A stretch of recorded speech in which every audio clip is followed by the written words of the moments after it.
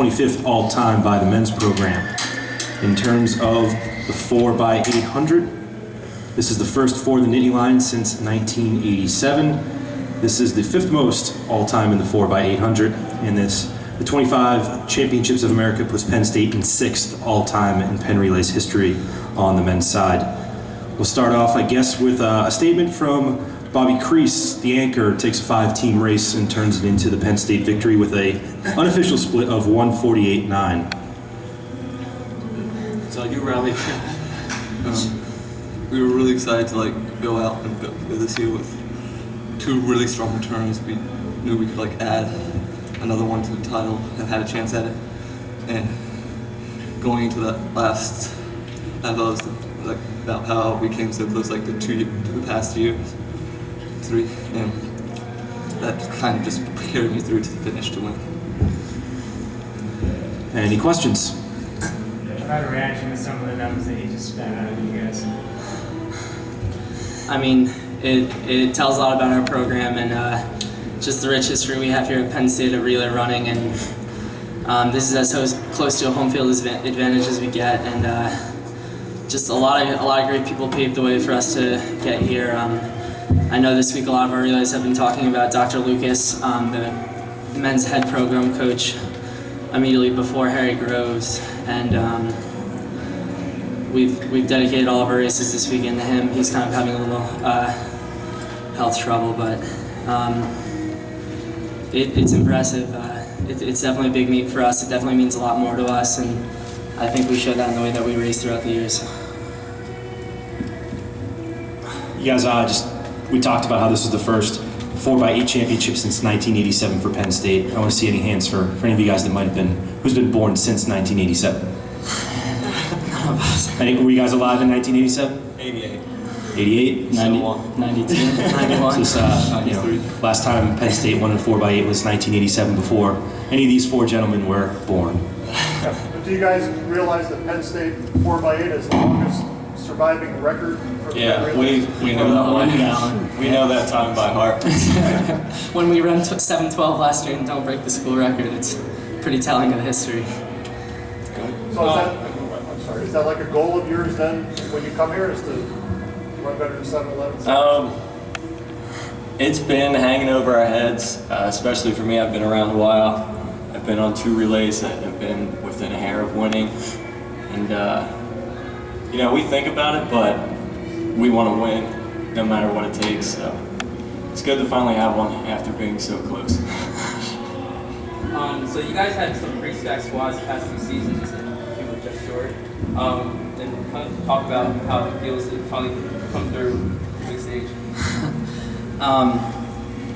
And yeah, I mean, me and Owen, we have 2 freshmen on here, and that's just a really good sign of things to come. But me and Owen the last 2 years have been part of some of these relays. I know 2 years ago we got 3rd, and last year I kind of came up a little short, and we got 2nd. So it's nice little 3-2-1 there. I mean, if you look at some of the finish line pictures after that race, you'll see from those pictures how much that win meant to us.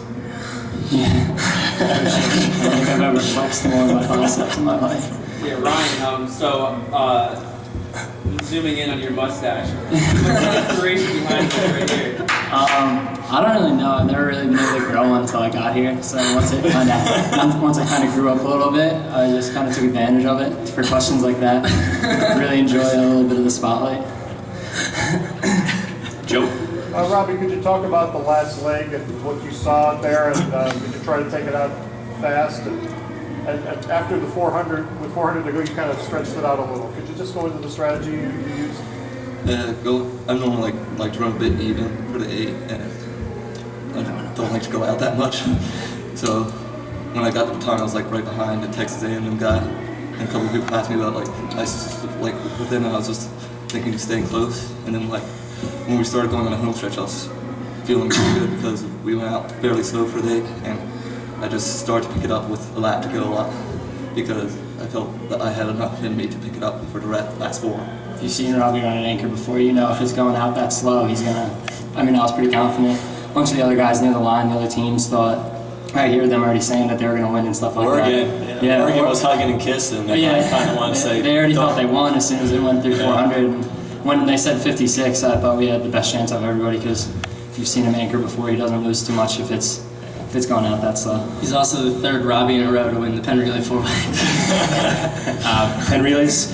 Quick question, Robby. Coming off such a huge race, what are you going to do now? Like, what is your next immediate goal? Work at the Big Ten meet and try and add some more points to our team total as much as possible.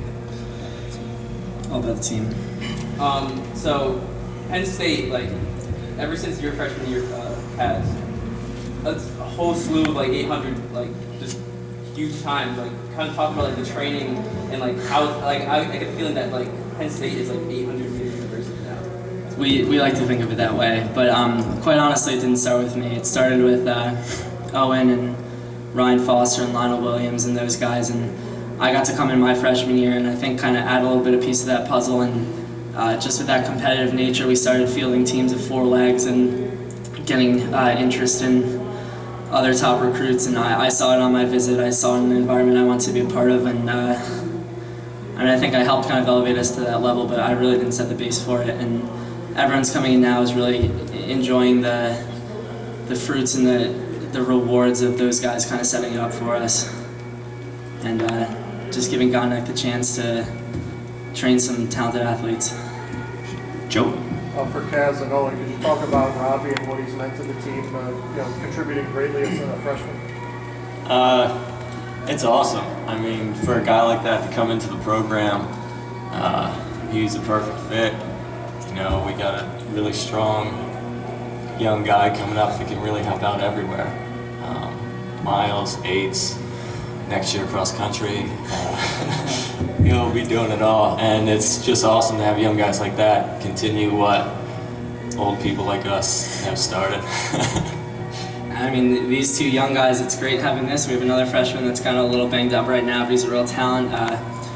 We have a good mid-distance strong recruiting class coming in next year, and I think people have really bought into what we can do if you come to Penn State and put your mind towards running middle distance. And I think we have a bright future. I mean, we have 2 freshmen on this relay, and I come back next year and we retire this guy over here. But I'm so happy to get Owen one before he goes, because he really deserved this wheel after really helping set up what we like to do here. That was the biggest motivation for me, was the guy sitting to my left. Just knowing that he's been here for so long, putting everything he has every single day in practice. I've never seen anybody work so hard as him. So coming around that last lap, I know I wanted to put him in a good. I wanted to put Kaz in a good spot for him. And Kaz has been working hard for 2 years, and he's accomplished awesome things. So I just wanted to do my part and kind of hand it over for the guys that have been here a lot longer than me.